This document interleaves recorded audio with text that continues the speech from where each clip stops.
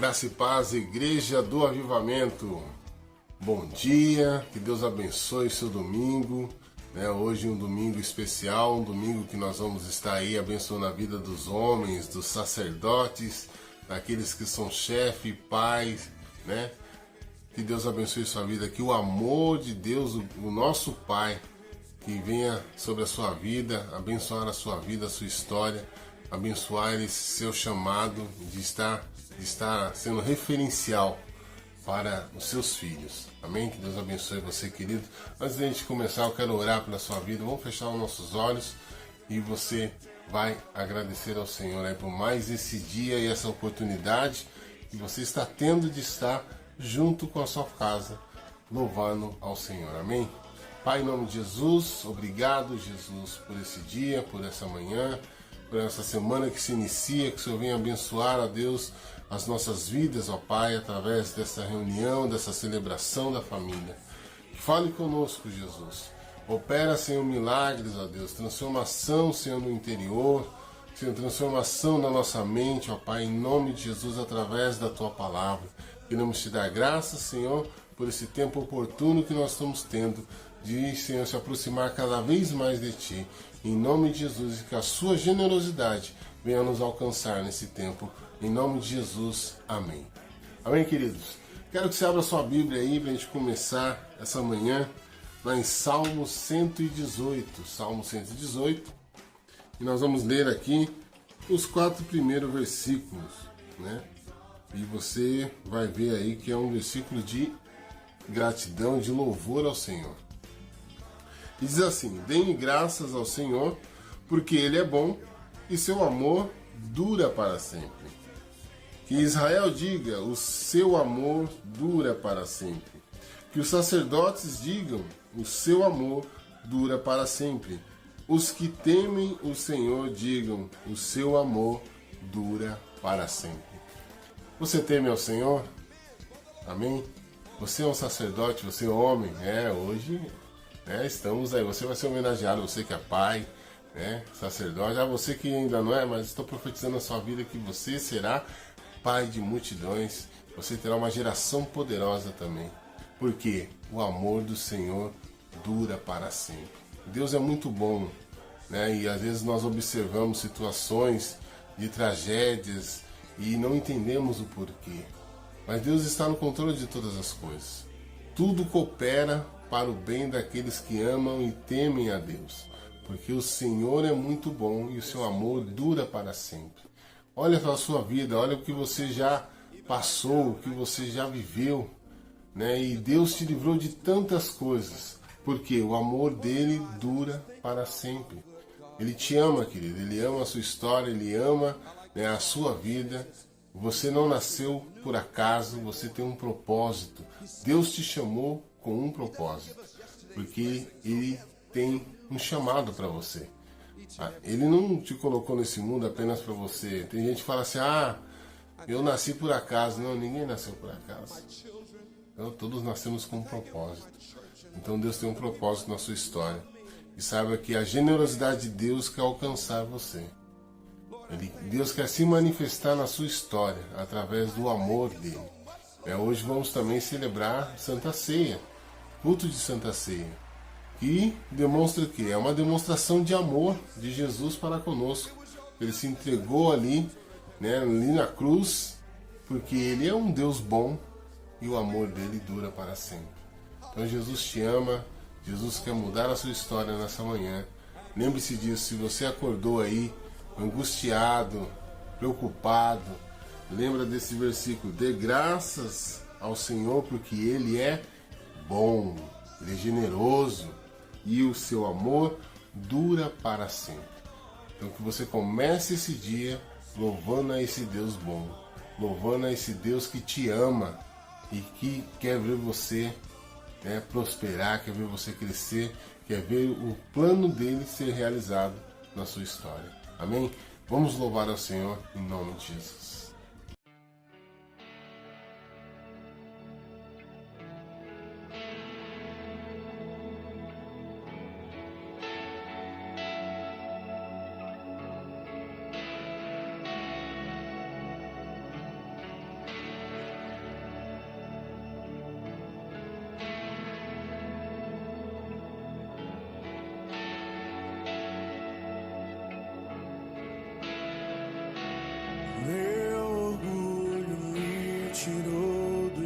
jardim.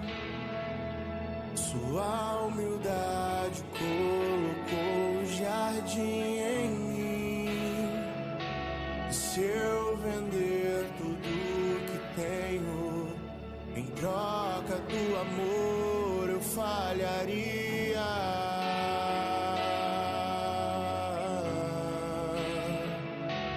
Pois o amor não se compra, nem se merece. O amor se ganha, de graça o recebe. Eu quero conhecer Jesus. Eu quero conhecer Jesus. E ser achado nele. Eu quero conhecer Jesus. Eu quero conhecer Jesus.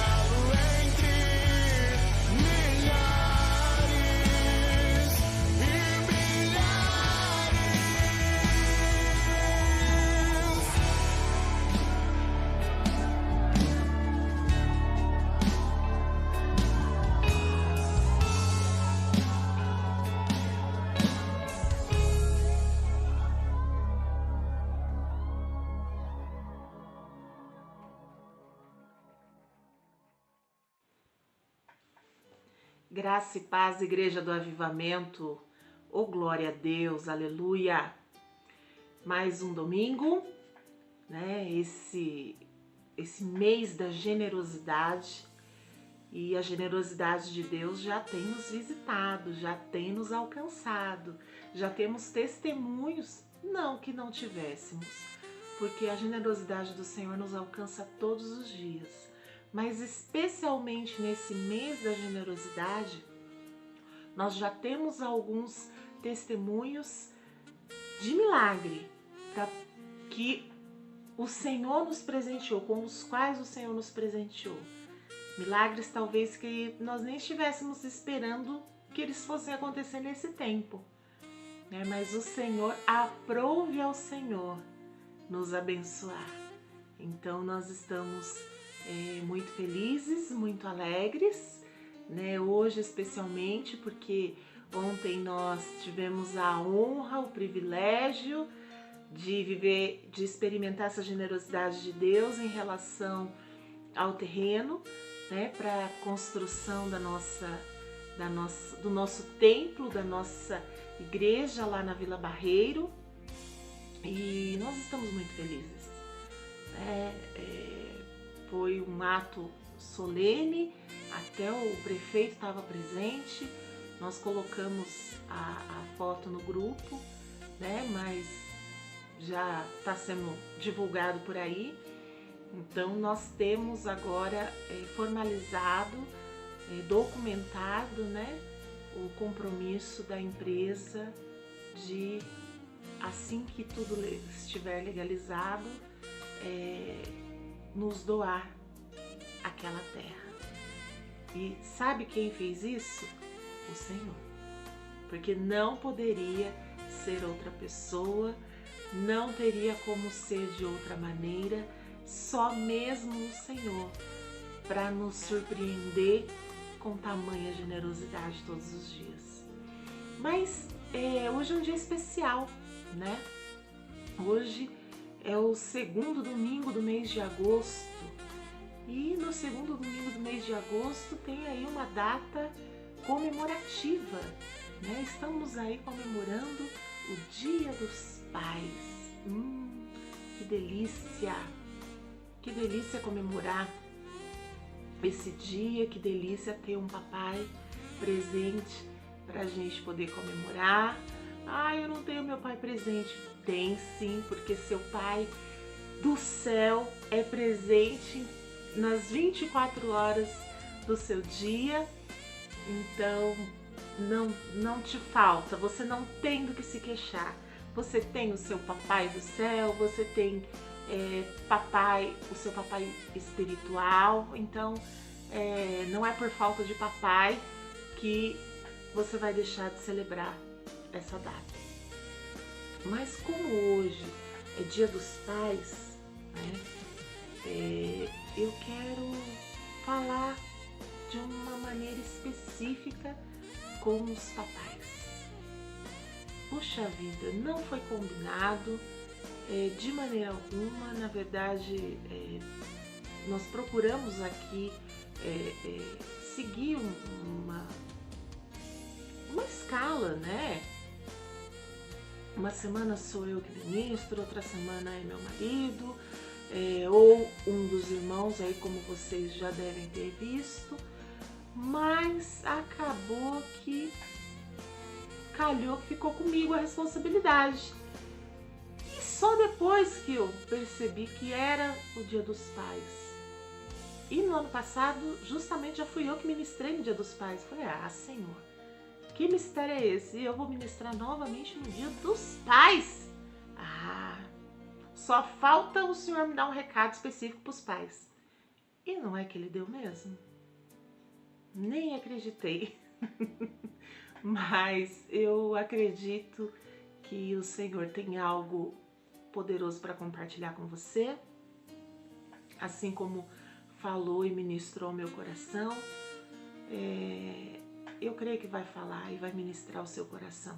Independente se você é pai ou se você ainda não é, mas pretende ser pai um dia, né? Ou se você é mãe, as verdades contidas na palavra de Deus, elas se aplicam na nossa vida, independente de gênero. Hoje, especificamente, nós vamos usar como pano de fundo a história de um homem de Deus. Mas isso não significa que nós, mulheres, não possamos fazer uso e absorver todas essas lições, né? Colocar em prática na nossa vida. Amém? Então, mas antes da gente começar, eu quero orar. Amém? Curva aí a sua cabeça, fecha os seus olhos em nome de Jesus. Senhor, em nome de Jesus, papai, nessa manhã, nesse domingo, esse domingo, Senhor, em que é comemorado o Dia dos Pais, Senhor. Tantos falam que é uma data comemorativa, é verdade, pode até ser uma data comemorativa, mas, Senhor, essa data comemorativa, ela tem poder de falar no reino do Espírito, porque nós emitimos sinais nessa data específica. Então, em nome de Jesus, papai, que esses sinais, eles venham servir de memória, eles sirvam de memória da nossa história, de quem nós somos, e em nome de Jesus, Senhor, de quem nós queremos ser em Ti. Espírito Santo, sonda o nosso coração, que não seja eu nessa manhã, mas que seja o Teu Santo Espírito fazendo uso deste vaso de barro aqui, que se sujeita totalmente à atuação do Teu Espírito Santo nessa manhã. Em nome de Jesus, venha falar conosco, Senhor, na medida daquilo que necessitamos ouvir. E que o Seu nome, Senhor, através dessa ministração, seja glorificado, em nome de Jesus. Amém? Amém? Então, eu tenho um título para essa ministração. E o título dessa ministração é: que exemplo é você? Que exemplo é você? Eu quero te dizer uma coisa. Eu já ouvi algumas pessoas falarem assim: eu não quero ser exemplo. Eu não quero ser exemplo de nada. Não sirvo para ser exemplo. Talvez você, assim como eu, já tenha ouvido algo parecido com isso. Mas deixa eu te dizer uma coisa. Ser exemplo não é uma questão de querer ser ou não querer ser. Nós somos. Nós já somos. Nos cabe decidir se queremos ser um exemplo a ser seguido ou um exemplo a não ser seguido. Porque exemplo nós já somos. Isso é inquestionável. Mas que tipo de exemplo você escolhe ser? Então, eu quero, antes da gente começar a falar dessa pessoa, eu gostaria que você assistisse comigo esse vídeo. Não estou fazendo propaganda do Banco Bradesco, embora o Ícaro trabalhe lá, né, Ícaro? Mas eu não tô ganhando nada com o merchan, mas eu achei essa propaganda sensacional. Tá de parabéns a equipe de marketing que trabalhou, né, em prol dessa campanha. Na minha concepção, na minha visão, arrasaram, acertaram em cheio e definiram, sem precisar falar. Uma imagem fala tudo, uma imagem diz tudo, né? Sem precisar falar, eles conseguiram traduzir o que é ser pai. Qual é a importância? Assiste comigo esse comercial e aí nós vamos esmiuçar melhor esse assunto. Amém?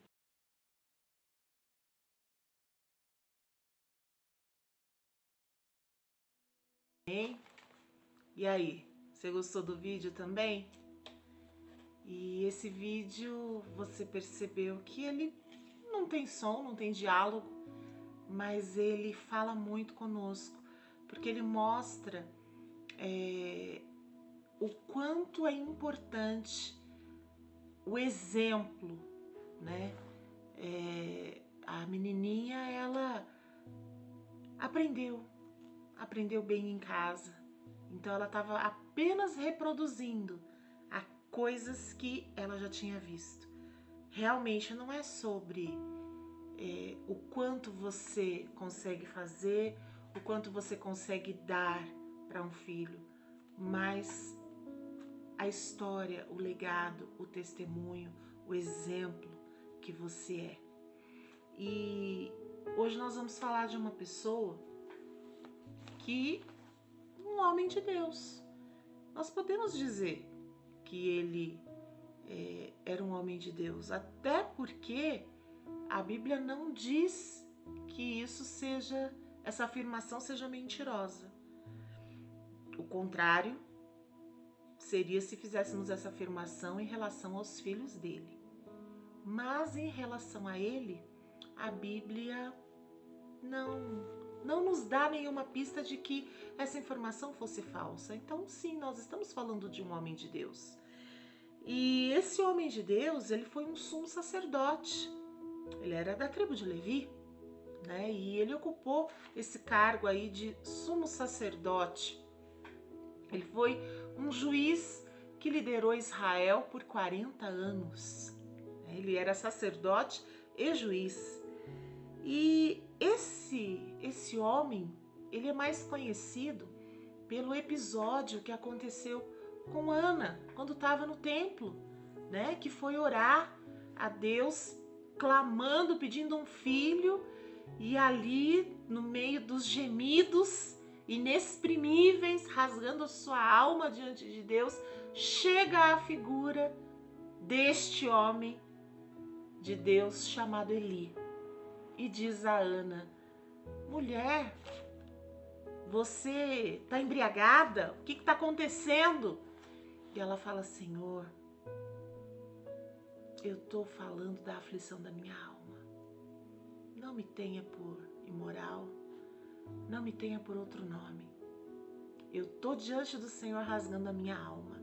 E aí ele fala: eu não sei o que você está pedindo, mas que aconteça, que o Senhor conceda para você o desejo do seu coração.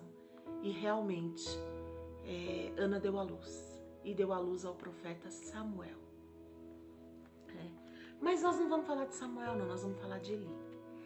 E Eli, ele era, o nome dele significa: o meu Deus é elevado, meu Deus é altíssimo. Olha que nome lindo, né? O meu Deus é o Altíssimo, o meu Deus é elevado. Da tribo de Levi, né? Então, ele sendo da tribo de Levi, toda a sua descendência, toda a sua casa também serviriam no templo, porque assim era a lei. Somente os levitas poderiam servir no templo, poderiam tratar das coisas de Deus. Então, além de Eli já servir, os seus filhos também serviriam na mesma função. Serem membros da tribo de Levi lhes garantia essa oportunidade. Imagina, meu Deus, que grande oportunidade era essa, né? Mas diz que Eli teve 2 filhos homens. A Bíblia não fala se ele teve filhas, mas a Bíblia fala que ele teve 2 filhos homens. Um se chamava Hofni e o outro se chamava Finéias. E eu fui procurar para ver o que significava o nome dos filhos de Eli. E diz que Hofni, ou Hofni, significa pugilista. Pugilista, aquele que pertence ao punho. Se fosse na nossa língua de hoje, seria boxeador. Pois é, Hofni era boxeador, pugilista. E Finéias? Finéias, ele tem mais de uma tradução, eu procurei. Mas diz que Finéias pode significar mouro, escuro ou Boca de Bronze. Meu Deus! Agora veja lá se isso é o nome que se coloca em filho. Ou melhor, veja lá se isso é nome de sumo sacerdote colocar em filho. Ô boxeador, vem aqui! Boca de Bronze não me responde. Ó o perigo. Cuidado, hein? Deixa eu falar uma coisa pra você. O primeiro decreto que você estabelece sobre a vida dos seus filhos é o nome que você escolhe para cada um deles. Então, escolha bem o nome, porque você não está simplesmente escolhendo um nome bonito. Você está estabelecendo um decreto sobre a vida dessa criança. E assim aconteceu com os filhos do sacerdote Eli. Então, o que acontece? Esses meninos, como eram da tribo de Levi, eles foram criados no meio do sagrado, no meio das coisas sagradas, no meio das coisas de Deus. Eles nasceram para serem sacerdotes, para serem os sucessores de seu pai. Mas, porém, aconteceu com eles alguma coisa que é muito comum e pode acontecer conosco ainda nos dias de hoje. Sabe o que aconteceu? Eles se acostumaram com as coisas de Deus. Meu Deus, que coisa terrível é essa?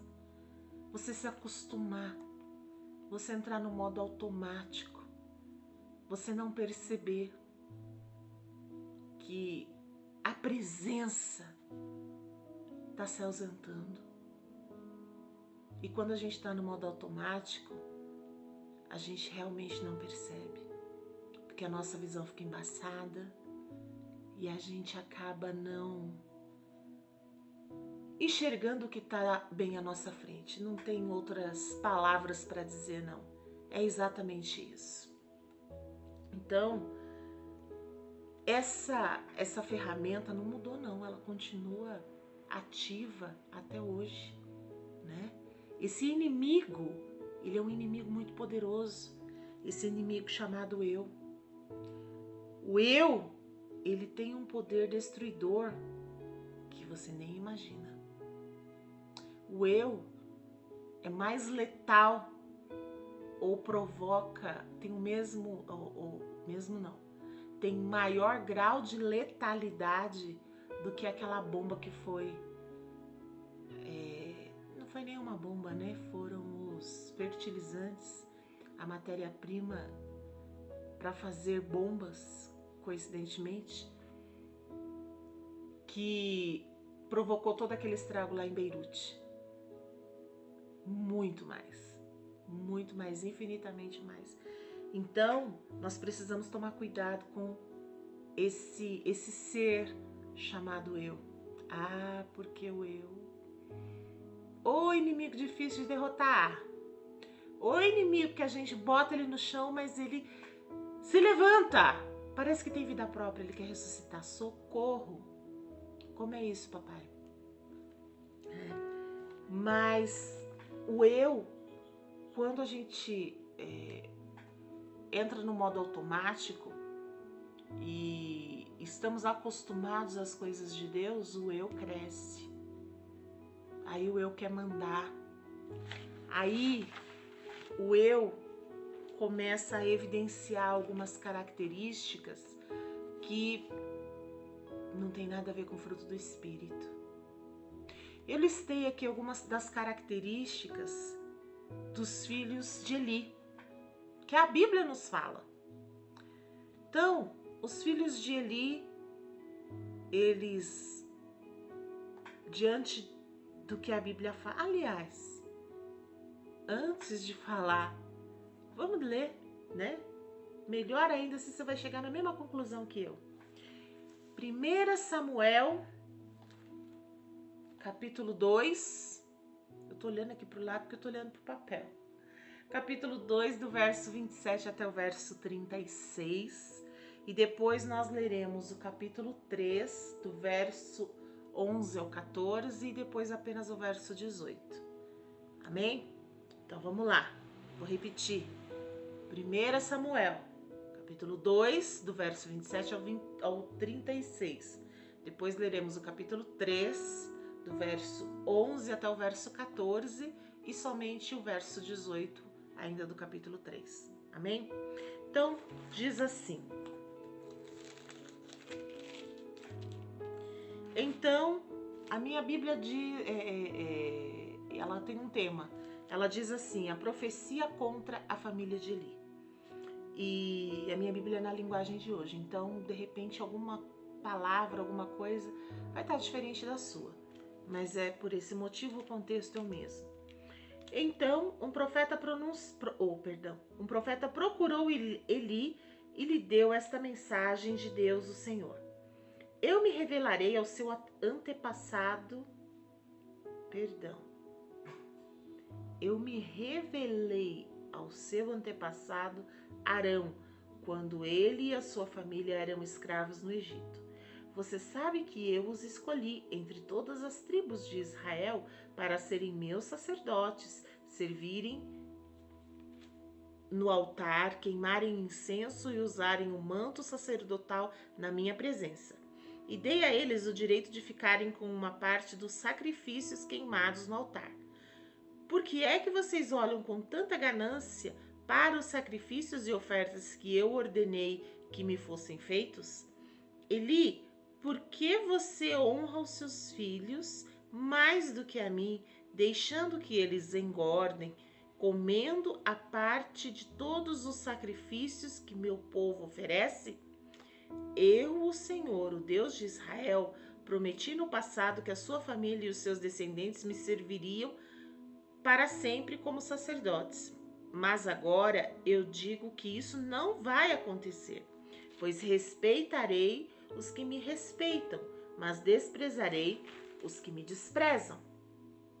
Olhe, está chegando o tempo em que eu matarei todos os moços da sua família e da família do seu pai, para que nenhum homem da sua família chegue a ficar velho.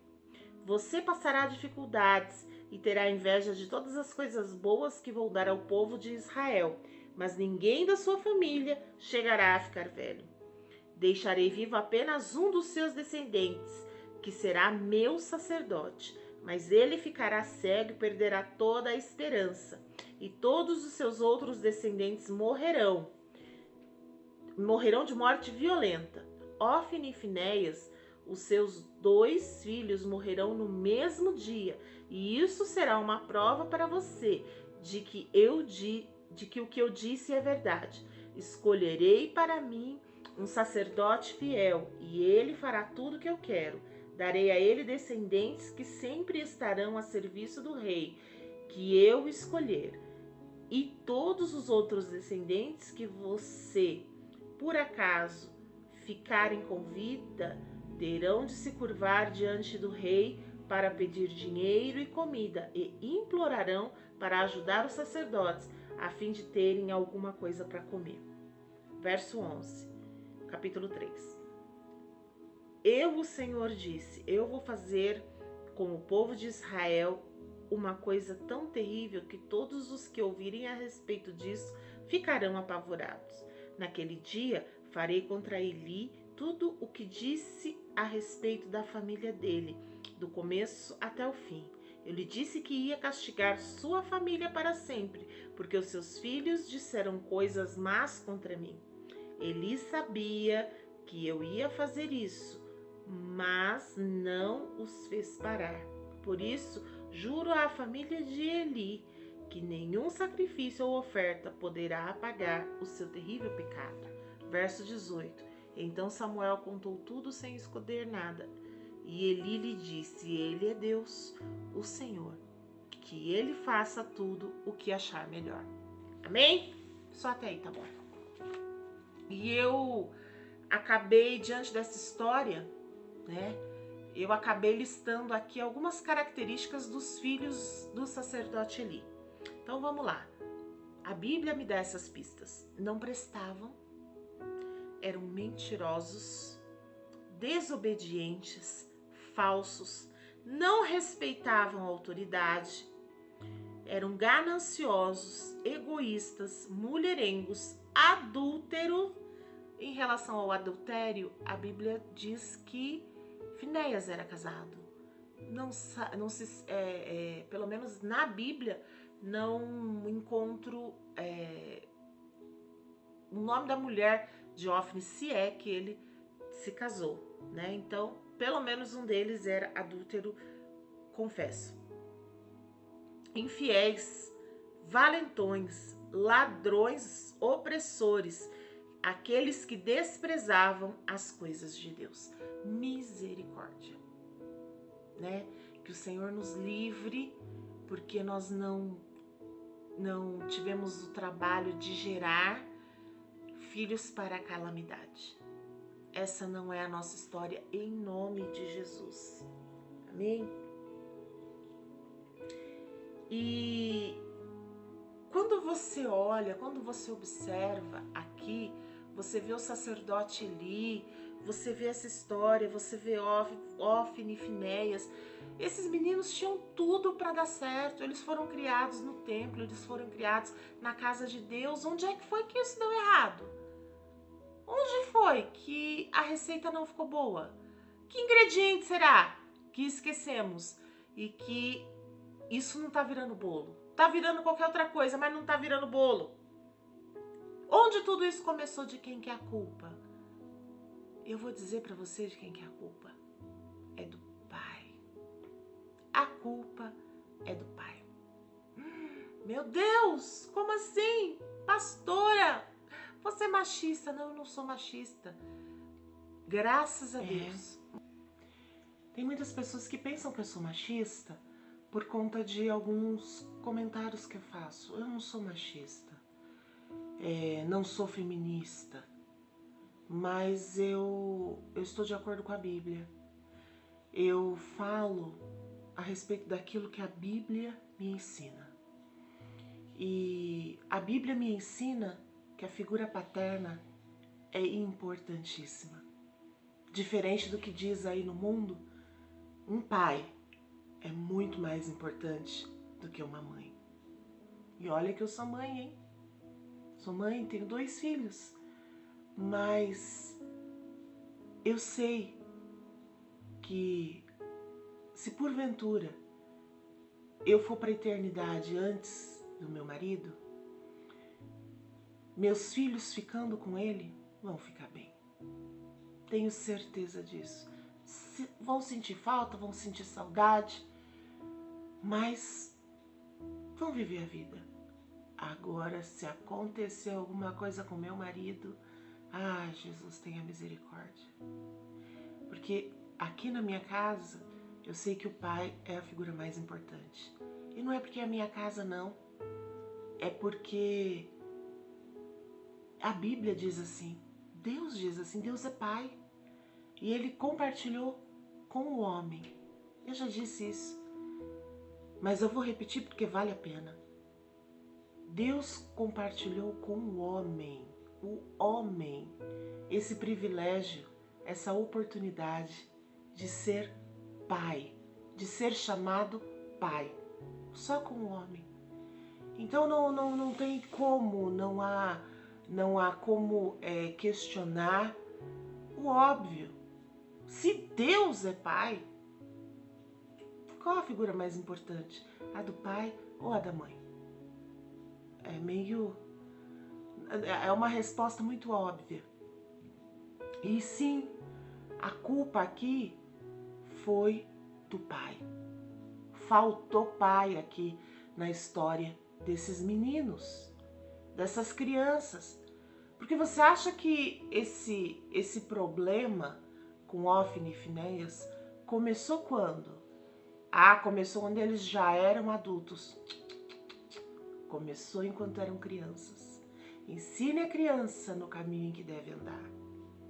Porque depois de grande dele, ela não se desviará. Está lá em Provérbios. Então, o sacerdote Eli, aqui, ele falhou no processo. E porque ele falhou no processo, a consequência foi que ele perdeu a sua geração. Ele condenou toda a sua geração a inexistência, a morte violenta. Meu Deus! Deus falou só que ia salvar 2 pessoas, né?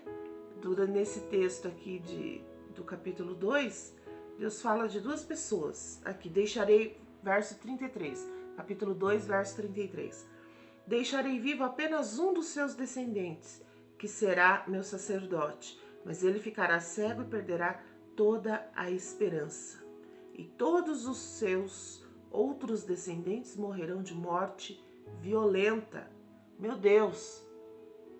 Esse verso aqui, Deus está falando provavelmente, de Abiatar.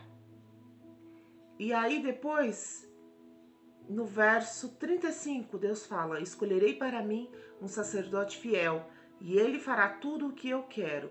Darei a ele descendentes que sempre estarão a serviço do rei que eu escolher. Esse aqui provavelmente seja Zadok, a casa de Zadok. Mas esse é assunto para outra história. Hoje nós vamos continuar falando de Eli. E você sabe que, observando aqui a vida de Eli, o Espírito Santo me fez ver que ainda hoje existem muitos Elis por aí. Eu espero, sinceramente, que eles estejam lá em Nárnia. Mas esse é um desejo do meu coração. Esse seria um sonho. Mas eu sei que a realidade, na real mesmo, tem muito Eli por aí. E não está percebendo que está condenando a sua geração. Pastora, como assim? Vou te dar um exemplo. O erro de Eli aqui, que fica evidenciado na Bíblia, foi que ele apenas falou brandamente com seus filhos. Os advertiu brandamente. E tem muito pai por aí que acha assim: eu estou conversando com ele. Eu estou orientando ele. Não, eu não faço isso, ele não vai fazer. Deixa eu te dizer uma coisa. Se seu filho está sendo mal, não, isso é fase. Agora a moda é a fase, né? Mas ele está nessa fase. Mas agora a fase dele é essa. Porque a psicologia... Deixa eu contar uma coisa para você. Você é quem você é por conta de tudo aquilo que você viveu, das experiências que passaram na sua vida, ao longo da sua vida. As experiências boas e as experiências ruins. Porque se não fossem essas experiências, você não seria quem é. Tá? É uma coisa. E dentre isso, a educação que você recebeu é um pilar. Ela tem suma importância no resultado de quem você é. Então isso significa dizer que se você alterar o jeito ou a forma de educar, o resultado também vai alterar. É receita de bolo. Se você pegar a receita de bolo e não colocar farinha, vai acontecer qualquer coisa. Vai virar pudim, mas bolo não sai. Não sai bolo. Vira um negócio, menos bolo. Então, cuidado com aquilo que você... eu não vou fazer porque isso aconteceu comigo, não foi bom. Mas justamente porque aconteceu com você, você é quem é. O resultado de tudo aquilo saiu você. Então, observa se isso que você está tirando da receita de educação do seu filho, realmente lá na frente não vai fazer falta. Vou falar de coisas assim que às vezes a gente vê acontecendo, né? Por exemplo, você batia enquanto bebê, você batia na cara dos seus pais? Porque tem bebê que é automático, ele vem e pá! Em você. Você fazia isso? Se você não lembra, pergunta para sua mãe. E ela provavelmente vai dizer que não. Ou melhor, ela vai dizer assim: não, você realmente, quando você era pequeno, você até tentou, mas eu te corrigi e você não fez mais. Agora, se você não corrigir o seu filho, ele vai crescer achando que ele pode bater na sua cara. Imagina! Isso A pastora está ficando louca. A psicologia já disse que isso é apenas uma fase e a gente conversa com a criança e vai dar tudo certo. Ah, é? Você tem certeza disso? No seu lugar, eu optaria por seguir o conselho bíblico. Porque esse tem garantia de resultado 100% eficaz. Agora, psicólogo, tem alguns exemplos interessantes aí para você pensar. Você sabe que bom, você deve, partindo aí do princípio que você, assim como eu, seja um adolescente, você já deve ter ouvido falar de Gil Rugai, por exemplo, né? E ele matou o pai e a madrasta. Você sabe o que a mãe dele era? Psicóloga. Você já ouviu falar da Suzanne von Richthofen? Sabe o que ela fez? Matou os pais. E você sabe o que os pais dela eram? O pai era engenheiro. Não, o pai não, só a mãe. A mãe era psiquiatra. Neuro, não sei o que, tinha muitas qualificações. Conhecia muito bem a psicologia. Porque a psiquiatria com a psicologia andam de mãos dadas. Assim, só para esclarecer, porque aproveitando o ensejo, tem muita gente que acha que psiquiatra é médico de doido. Doido é você que pensa isso. Cada área do nosso corpo, ela tem uma especialidade específica. Então, o psiquiatra é aquele que cuida dos distúrbios causados pela mente. Não, a loucura é um desses distúrbios, mas tem tantos outros por aí, né? Então, assim, entre a diferença de psiquiatra e psicólogo, o psicólogo, ele trabalha, a ferramenta dele é a conversa, é o diálogo. Mas o psiquiatra, ele, além disso, pode usar medicação quando a conversa não resolve, mas para tratar especificamente o mesmo problema. Então, ela conhecia muito bem a psicologia. E, assim, são exemplos... Ai, pastora, imagina, isso não... Você vai arriscar? Você sabe que essa receita, tem muita receita que a gente faz e não fica boa num primeiro momento. Eu acho que eu não sei. Se aconteceu isso com você, você vai fazer uma receita, não ficou bom. Acho que eu coloquei muito açúcar. Vou diminuir o açúcar da próxima vez, vai ficar melhor. Ou não, vou temperar um pouco melhor isso aqui, da próxima vez vai ficar mais gostoso. Na outra vez que você faz, você corrige um pouquinho aqui, um pouquinho ali, o negócio fica maravilhoso. Você coloca a sua cara naquela receita e fica mais gostoso, né? Com certeza já aconteceu isso com você. Mas deixa eu te dizer uma coisa, filho, não dá para repetir a receita. É de primeira. Se você não acertar, não vai ter como consertar. É melhor você não arriscar. Não faça isso com a sua geração. Não faça isso com a sua descendência.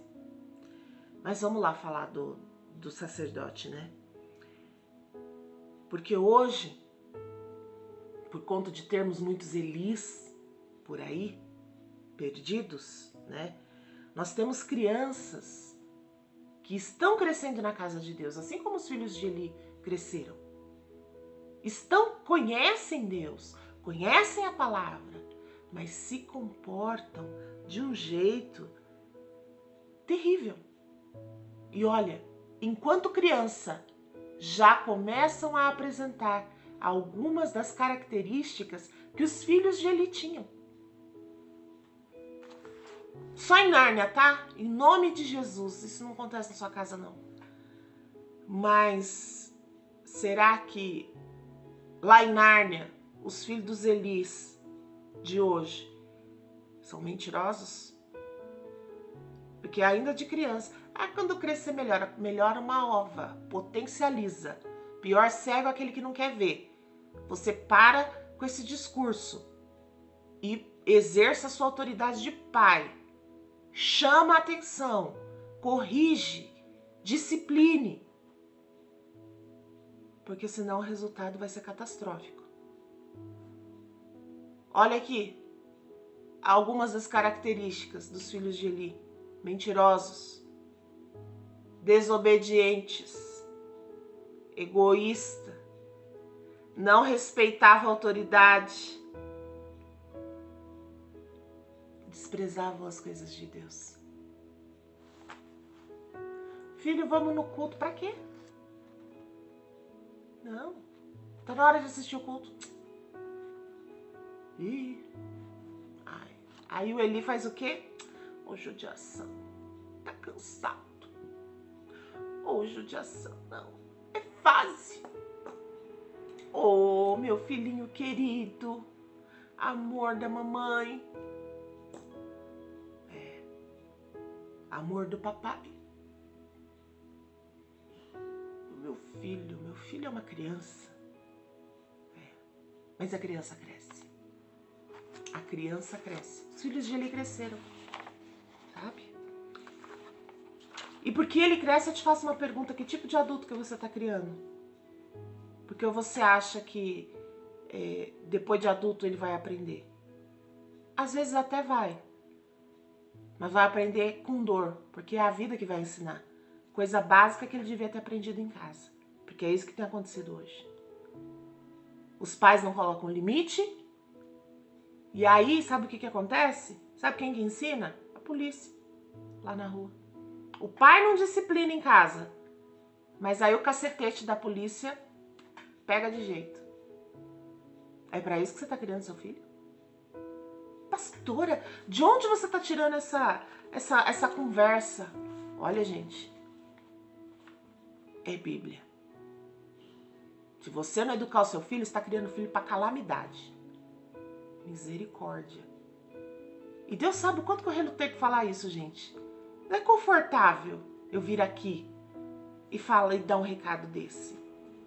Mas foi o que Deus pediu para eu fazer. E eu não vou desobedecer não, porque depois Deus vai cobrar de mim. De mim não. Eu preciso falar. Agora, se você vai fazer ou não, é uma decisão sua. Mas a mim cabe ensinar. Que tipo de adulto você está criando? Põe a mão na consciência. Imagina teu filho hoje, daqui a 20 anos. Ai, ele vai melhorar. Para! Se você não educar, não vai melhorar, não. Vai ficar pior e vai te trazer problema. Vai te dar dor de cabeça.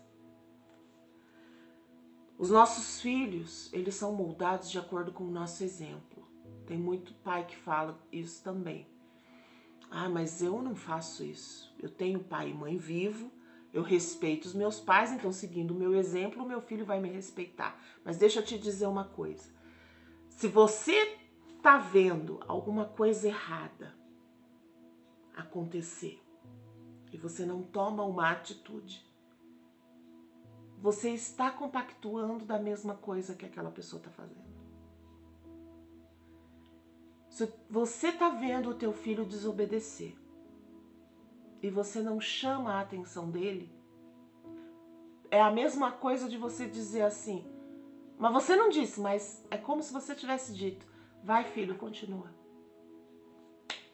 Parabéns, papai está aqui assistindo e está concordando com tudo que você está fazendo. Não basta ser exemplo não fazendo. Você precisa corrigir o que tiver errado. Porque não corrige sozinho, não. Ou você corrige, ou o mundo amanhã vai corrigir. Misericórdia. Misericórdia, Pai. Tenha misericórdia da sua geração. Eu já falei bastante. Eu quero falar para você aqui algumas lições que a gente aprende com essa história trágica de Eli. Primeira, filho de crente não é crentinho. Ele era sumo sacerdote. Os seus filhos chegaram a ocupar o posto de sacerdotes, mas não foram igual ao pai. Eu comecei dizendo, Eli era um homem de Deus, era sim. Ele foi um homem de Deus. O problema é que ele foi conivente com as coisas erradas que os filhos faziam. Ele não corrigiu os filhos dele. E isso não começou quando eles eram adultos, não. Começou enquanto eram crianças. E depois ele teve que pagar a fatura. Meu Deus. Eles cresceram diante da presença de Deus. Algumas Bíblias, a minha não fala, mas algumas versões diz que eles foram chamados de filhos de Belial. Filhos do diabo. Misericórdia. Então deixa eu te falar uma coisa. Não é porque você está criando seu filho na casa de Deus que ele vai ser chamado de filho de Deus. Porque se você não tomar a rédea, se você não der limite, misericórdia. Mas assim como aconteceu com Eli, ele pode ser chamado de filho de Belial. Que o Senhor nos livre de um destino terrível como esse, de uma história terrível como essa. Segunda lição que eu aprendo. Quem ama educa. Querido, educação não é só escola, não. Quem ama, educa ensinando o caminho que deve andar, ensinando a palavra de Deus, corrige. Quem ama diz não, dizer não é terapêutico. Não vai, não pode, não tenho dinheiro. Tem pai que faz empréstimo para satisfazer desejo de filho. Que isso, pai? Quem que manda na sua casa? É você ou é seu filho? Misericórdia. Toma jeito. Abre o olho. Coloca limite nisso aí. Porque senão você tá criando uma geração desregrada. E você não tá percebendo. E sabe de quem que Deus vai cobrar? De você, pai. A responsabilidade é sua. Quando você chegar diante de Deus, ele vai te fazer a pergunta: o que foi que você fez com os filhos que eu te entreguei para você cuidar? Princípio da mordomia, nada é nosso, tudo é de Deus. Nós tomamos conta porque Ele nos entregou. Ele nos entregou filhos. E aí? Que conta que você vai prestar para Deus desses filhos? Pensa nisso. Pensa nisso, pai. Abre o olho. Terceiro, Deus é pai. Você sabe que a primeira associação de pai ou de Deus que uma criança faz é por conta do pai. Porque Deus é pai e a gente fala que Deus é o papai do céu. Certo? Então, é a primeira coisa, é o primeiro relacionamento. E se você mostra em atitude, você não precisa falar, mas você está demonstrando que você é conivente. Então você está lá rolando no chão, batendo o pé e você está lá com cara de paisagem. Vai deixar ele fazer, ele vai cansar. Que isso? Onde já se viu? Você fazia isso? Sua mãe deixava você fazer isso? Seu pai deixava você ficar rolando no chão? E por que você deixa seu filho fazer? Pensa direito, pai. A criança, ela vai associar. Que criança é bichinho inteligente, viu? Não pensa que eles não sabem de nada, não. De bebezinho eles entendem. Eles entendem se você falar mais duro, eles entendem quando você chama atenção, entendem tudo perfeitamente. Então, se você é essa figura maleável, eu vou chamar maleável, para não dizer banana, para não dizer frouxo, né? Mas o que eles vão entender? que com Deus também tem jeitinho, que Deus também é assim. Ah, vou fazer as coisas de Deus de qualquer jeito que tá tudo certo. Porque o pai ensinou assim, não corrigiu. E aí, sabe o que Deus vai dizer para essa criança? Essa criança lá de Nárnia, pelo amor de Deus, eu não quero que esse seja o destino de ninguém. E muito menos Deus. Mas se não tomar jeito, não tomar cuidado, é exatamente isso que vai acontecer. Porque vai chegar lá diante de Deus, Deus vai olhar e vai falar: quem és tu? Aparte-se de mim que eu não te conheço. Misericórdia, Senhor. Misericórdia. Outra coisa, a última. Tô acabando, viu, pai? Fica tranquilo. Não seja egoísta. O futuro da sua geração está nas suas mãos. Gente, eu fiquei tão perplexa, porque o capítulo 3 aqui que eu li, ele fala de quando Samuel escuta a voz. Ele escuta a voz de Deus chamando ele. Samuel, Samuel. E aí ele vai, ele acha que é Eli que está chamando. E aí ele percebe, ele fala, é Deus que está te chamando. Quando você ouvir, você fala, responde, fala que o teu servo te escuta. E foi isso que Samuel fez. Samuel ouviu o chamado e o recado que Deus deu. Gente, Samuel era uma criança, mas era profeta. Ele dava o recado, ele falava aquilo que Deus queria. E Deus falou assim: eu vou fazer o que eu prometi fazer. Eu vou ler porque é importante. Olha o recado que Deus dá para Samuel. Deus fala assim: eu, o Senhor, disse, eu vou fazer com o povo de Israel uma coisa tão terrível que todos os que ouvirem a respeito disso ficarão apavorados. Deus estava falando dos filisteus.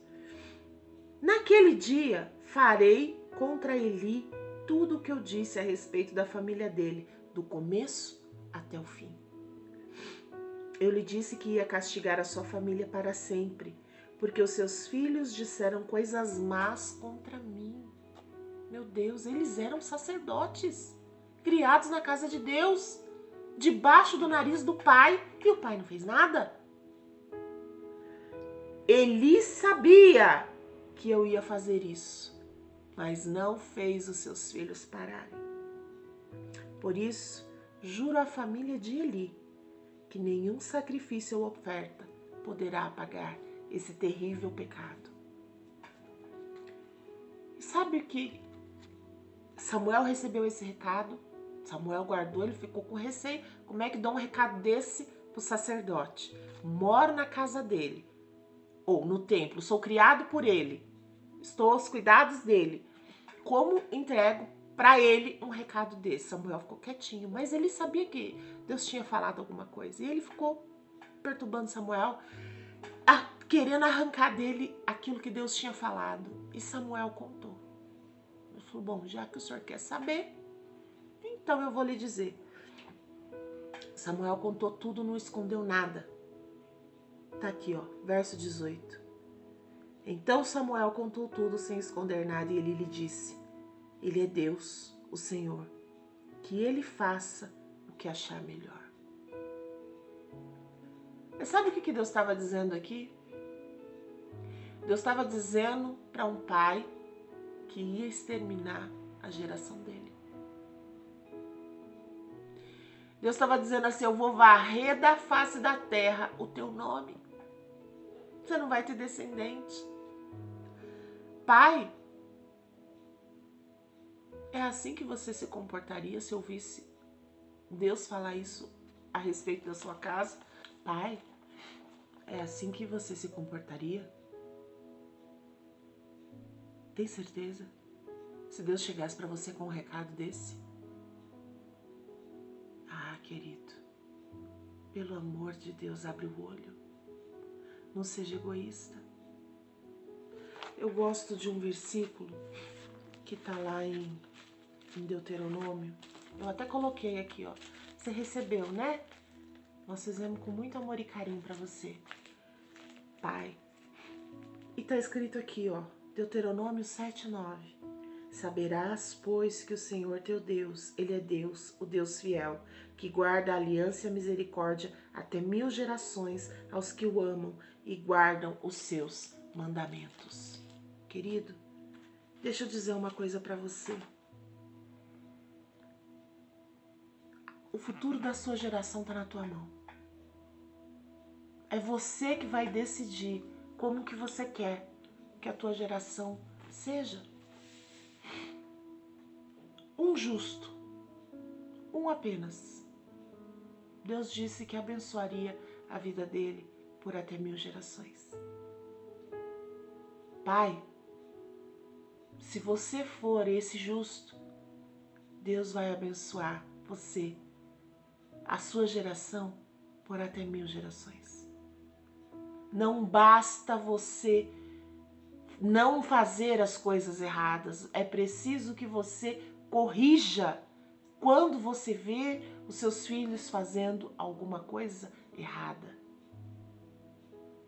Não seja conivente. Seus filhos podem estar caminhando para a perdição e você não está percebendo. Amanhã, lá na frente, não vai dar tempo de você retroceder e fazer de novo. Tem tanta gente, meu Deus, que eu já ouvi dizendo: se eu pudesse voltar atrás. Se eu pudesse fazer diferente. Pai, que essa não seja a sua história. Nós não temos essa oportunidade de voltar atrás. Você precisa acertar de primeira. Aquilo que Deus te entregou é tão precioso, Ele compartilhou com você, só com você. Essa possibilidade, esse direito de ser chamado pai. Querido, seja pai. Seja pai como Deus é. Copia de Deus. Eu não sei como ser. Copia de Deus. Copia as características de Deus. Tenta colocar elas em prática na sua vida com os seus filhos. E não vai ter como dar errado a sua receita.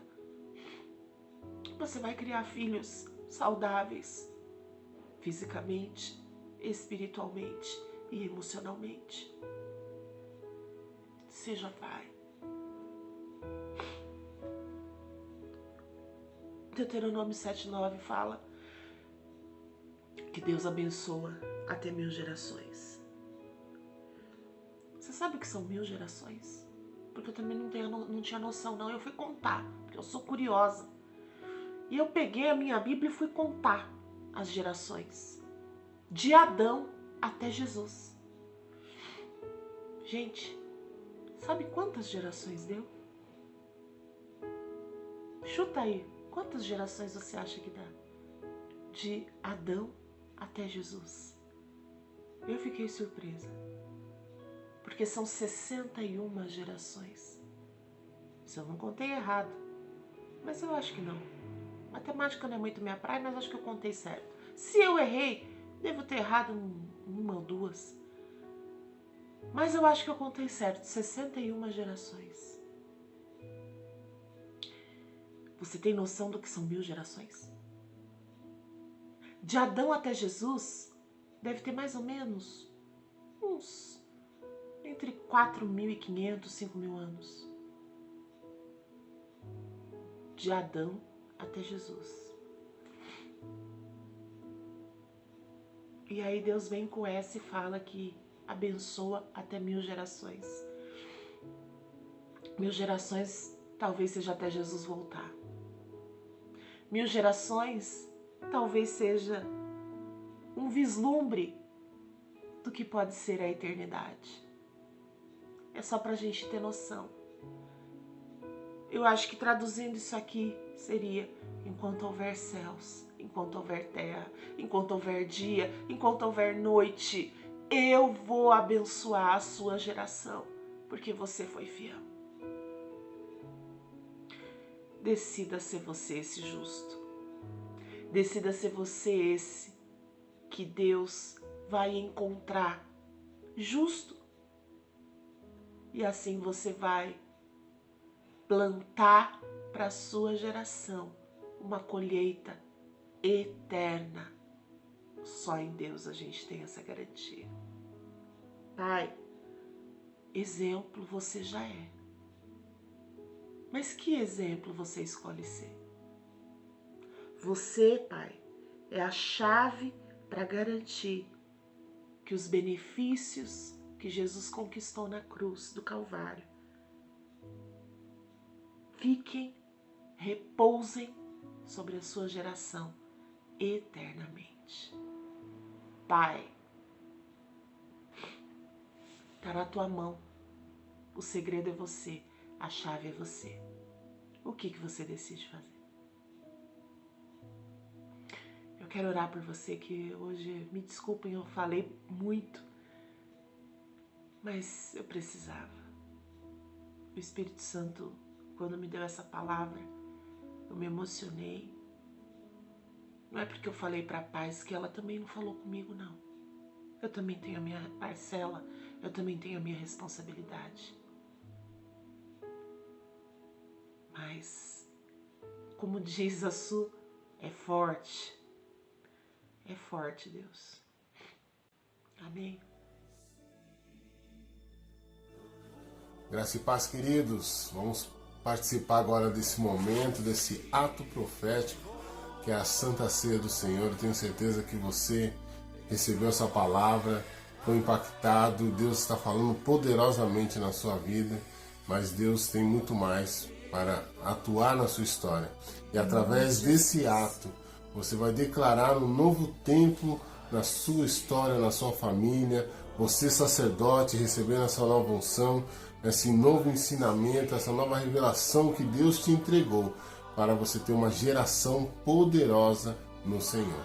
Amém? Jesus. Pai, queremos agradecer ao Senhor, a Deus, e consagrar esses elementos, Senhor, que estão agora diante do Senhor, esse pão, esse vinho, Senhor, consagramos a Ti, Senhor, e queremos participar com alegria dessa celebração de Santa Ceia. Amém, queridos? Na palavra de Deus, lá em Coríntios, diz: examine-se, pois, o homem a si mesmo, né, antes de participar desse ato profético, para que não tome indignamente. Então, que nesse momento você possa entrar na presença de Deus, né? Feche seus olhos aí, fala: Senhor Jesus, perdoe minhas falhas, Senhor, venha me lavar, ó Deus, as minhas vestes, derrama sobre mim, ó Deus, o teu perdão, ó Pai, porque eu quero participar nesse momento, ó Senhor, de forma digna, e que toda a condenação, Senhor, seja afastada de mim através do teu sangue, em nome de Jesus. Amém. Na noite em que Jesus foi traído, ele pegou o pão e partiu. E ele disse: este é o meu corpo, e aquele que come do meu corpo tem parte comigo. Né? Então, você que está com o pão agora, coma o pão, né? E declarando que você é um com o Senhor Jesus. Em nome de Jesus, coma do pão, querido.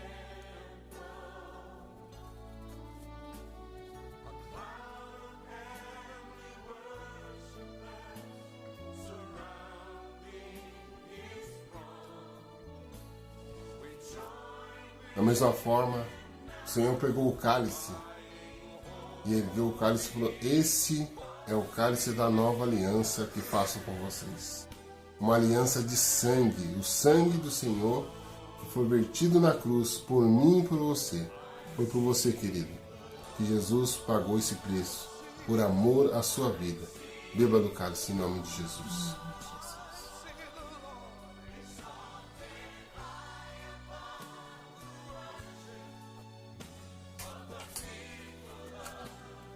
Pai, te agradecemos, ó Deus, pela oportunidade, Senhor, de participar desse ato. Deus, o Senhor disse que todos que tivessem a oportunidade, que fizessem isso em memória do Senhor, ó Pai. Nós estamos tendo essa oportunidade de participar, Senhor, mais uma vez, da Santa Ceia do Senhor, declarando que o Senhor Jesus é o Senhor da nossa história, e nós temos uma aliança com esse Deus Todo-Poderoso, que tem nos livrado de todo mal, que tem nos guardado, Senhor, e nos conduzido a um novo tempo na presença dele. Em nome de Jesus. Amém. Amém. Amém, queridos? Deus abençoe a sua vida. Glória a Deus, que maravilha. Tenho certeza que Deus falou poderosamente com a sua vida, porque Ele está falando, né? Esse tempo Deus está nos revelando grandes coisas, né? Em especial, nesse mês da generosidade, Deus vai manifestar a generosidade dele na nossa história. Nós estamos vivendo aí tempos de milagre, então seja você o endereço do milagre. Receba tudo que Deus tem para você, querido, em nome de Jesus. Então que o Senhor Jesus te abençoe e te guarde, que o Senhor levante o seu rosto sobre ti e tenha misericórdia de ti. Que sobre ti o Senhor levante o seu rosto e te dê a paz. E lembre-se, querido, o Senhor é bom e o seu amor dura para sempre. Que Deus abençoe a sua semana. Fique em paz. Em nome de Jesus. Shalom.